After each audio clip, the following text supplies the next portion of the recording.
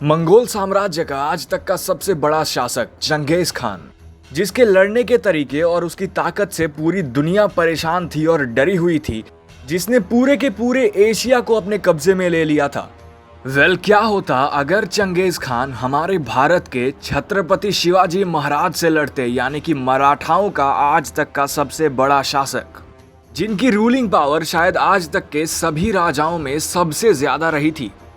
दोस्तों, मेन सवाल यही उठता है, क्या होता अगर चंगेज खान और छत्रपति शिवाजी महाराज आपस में एक दूसरे से लड़ते, तो आखिर जीत किसकी होती?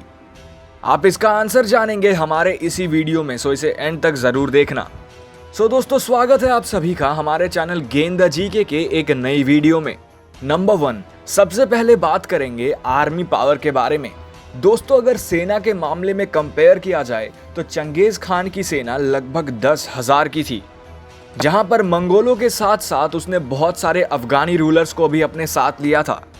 एंड उसी को अगर साइड रखते हुए अगर हम छत्रपति शिवाजी महाराज की आर्मी पावर की बात करें, तो पहले उनकी आर्मी पावर थी 2000 की, जो कि उनके पिता ने उसे दी थी। लेकिन दोस्तों, जरा ठहरिए, जब शिवाजी खुद शासक बन गए तो उसके बाद धीरे धीरे कुछ ही सालों में उनकी सेना 2000 से लेकर 1 लाख तक पहुंच गई।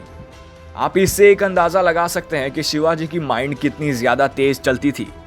अब नंबर 2 पर हम बात करते हैं उनकी फाइटिंग और वॉर टेक्निक्स के बारे में। दोस्तों, अगर चंगेज खान की हिस्ट्री को देखा जाए तो उनसे ये पता चलता है कि वो लड़ते लड़ते ही प्लान बनाया करते थे। उनका कोई भी प्री प्लान चीज नहीं होता था कि हम पहले ये करेंगे या फिर वो करेंगे। वो डेस्टिनेशन पर पहुंच कर ही डिसाइड करते थे कि हमें क्या करना है। वो पावर पर ज्यादा भरोसा रखते थे और सही में चंगेज खान बहुत ही ज्यादा शक्तिशाली थे। जब चंगेज खान यूरोप में एक लड़ाई लड़ने गए थे तो अपोनेंट की सेना में लगभग 40,000 की क्वांटिटी थी, लेकिन चंगेज खान के पास सिर्फ 10,000 की सेना थी। उन्होंने 10,000 की सेना को लेकर 40,000 की सेना को हरा दिया और जगह को अपने कब्जे में ले लिया। लेकिन अब बात करते हैं हमारे छत्रपति शिवाजी महाराज के बारे में। दोस्तों, उनकी फाइटिंग टेक्निक्स इतनी ज्यादा ऊपर थी और एडवांस थी कि आप इमेजिन भी नहीं कर सकते। दोस्तों, हम टेक्नोलॉजी की बात नहीं कर रहे हैं, हम माइंडसेट की बात कर रहे हैं। शिवाजी एक बहुत ही ज्यादा इंपॉर्टेंट रोल अदा करते थे अपनी सेना के लिए। जब वो कहीं दूर लड़ने के लिए जाते थे तो वो इस चीज का जरूर ध्यान रखते थे कि कोई भी घोड़ा थके ना, इसीलिए वो अपने साथ बहुत सारे घोड़े लेकर के चलते थे। तो एक दिन बाद एक घोड़े को रेस्ट दिया जाता था और दूसरे घोड़े को उनके साथ लेकर जाया जाता था, ताकि वो बहुत ही जल्दी से अपना रास्ता तुरंत ही कवर करके खत्म कर लें। कहीं भी लड़ने से पहले शिवाजी लगभग कुछ हफ्तों तक एक जगह पर अपना दिन बिताते थे, ताकि उनको उस जगह के लैंडस्केप के बारे में पता चले कि वहाँ की ज़मीन कैसी है, लड़ने के लिए कौन सा जगह सूटेबल होगा, कहाँ से फायरिंग अच्छी होगी, कहाँ से सेना को भेजा जा सके, कहाँ से आक्रमण किया जा सके। इस चीज़ को लेकर शिवाजी उतरते थे कहीं भी लड़ने के लिए, इसीलिए उन्होंने आज तक लगभग कोई भी युद्ध नहीं हारा। नंबर 3, इसके बाद है आर्मी की टेक्निक्स के बारे में। दोस्तों, मंगोल की सेना यानी कि चंगेज खान की सेना आर्चरी यानी कि बहुत ज़्यादा तेज थी तीरंदाज में, और उसी के साथ वो लोग बहुत ही अच्छे घुड़सवार भी थे। वो लोग बहुत ही ज़्यादा हार्ड आर्मी थी, यानी कि वो हमेशा अपने माइंडसेट के साथ चलते थे कि हमें लड़ना है तो सिर्फ लड़ना है, और डिसिप्लिन भी उनकी बहुत ही ज़्यादा टाइट रहती थी। जबकि छत्रपति शिवाजी की सेना तलवारबाजी में बहुत ही ज़्यादा अव्वल दर्जे पर थी। एंड शायद ये तो आपको पता ही होगा कि छत्रपति शिवाजी को फादर ऑफ नेवल एकेडमी भी कहा जाता है, क्योंकि उन्होंने ही भारत में नेवी की स्थापना की थी, यानी कि समंदर में लड़ने वाली सेना। इसीलिए अगर चंगेज खान कभी भी छत्रपति शिवाजी से पानी की जगहों पर लड़ते तो ऑफ कोर्स बिना किसी डाउट से छत्रपति शिवाजी जीत जाते, क्योंकि उनकी नेवल सेना बहुत ही ज़्यादा स्ट्रांग थी। अब बात करते हैं उनके वॉर्स के बारे में और उन्होंने कितनी कितनी जगहें अपने कब्जे में ली थी। दोस्तों, आपको ये पहले बता देना चाहूँगा कि चंगेज खान शिवाजी से बहुत ही ज़्यादा पहले आए थे।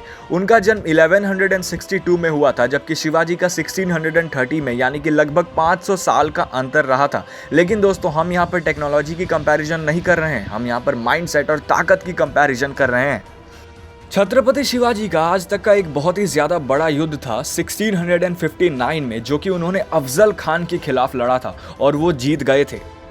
उनके टेरिटरी के आसपास के राजाओं को विश्वास भी नहीं हुआ कि वो अफजल खान को कैसे हरा दिए। लेकिन वॉर्स के साथ साथ जरूरी होता है कि किस राजा का कॉन्टिनेंटल एरिया कितना बड़ा है, यानी कि उन्होंने कितनी जगह पर कब्जा करके अपना हक जमाया हुआ है। अगर मंगोल में चंगेज खान की बात करें तो पूरे एशिया को लगभग उन्होंने कब्जा कर लिया था और यहाँ तक कि यूरोप के भी बहुत सारे पार्ट्स को वो अपने कब्जे में ले चुके थे।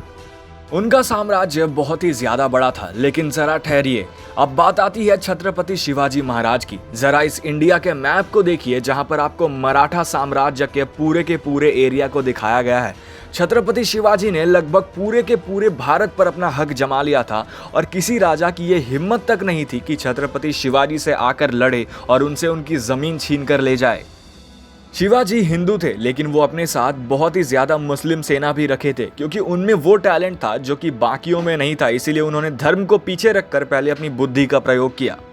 छत्रपति शिवाजी ने अपने साथ साथ बहुत सारे और भी दूसरे रूलर्स को भी जन्म दिया और लड़ने की ताकत दी। उनमें से एक सबसे बड़ा एग्जाम्पल है तानाजी, जिन्होंने कोंधाना के किले के लिए अपना एक हाथ तक गवा दिया और यहाँ तक कि उसके बाद उस लड़ाई को जीत भी गए। सो गाइज, अब हम पहुंचते हैं हमारे कंक्लूजन पर कि आखिर इस लड़ाई में जीतता कौन। अगर पावर की बात करें तो छत्रपति शिवाजी के पास ज्यादा सेना तो थी, लेकिन अगर बल की बात करें तो चंगेज खान की सेना ज्यादा ताकतवर थी। लेकिन उसी के साथ साथ अगर फाइटिंग टेक्निक की बात करें और वॉर टैक्टिक्स की बात करें तो छत्रपति शिवाजी चंगेज खान से बहुत ही ज्यादा आगे थे, क्योंकि वो बुद्धि से पहले सोचते थे, उसके बाद लड़ने जाते थे। यानी कि अगर कोई भी युद्ध होता तो छत्रपति शिवाजी पहले से रेडी रहते और वो चंगेज खान को शायद हरा भी देते। हमने सारे सबूत और दोनों राजाओं के डेटा को आपके सामने रखा। अब आपको इस वीडियो को देखकर क्या लगता है कि कौन सा राजा किस पर भारी पड़ता? क्या छत्रपति शिवाजी जीतते या फिर चंगेज खान? हमें कमेंट बॉक्स में जरूर बताना। लेकिन ये बात तो है, अगर छत्रपति शिवाजी चंगेज खान से कभी लड़े होते तो ये आज तक का शायद सबसे बड़ा युद्ध होता। आपको ये वीडियो कैसी लगी हमें जरूर बताना और हम मिलेंगे अपनी एक और मजेदार वीडियो के साथ। तब तक के लिए गुड बाय एंड जय हिंद।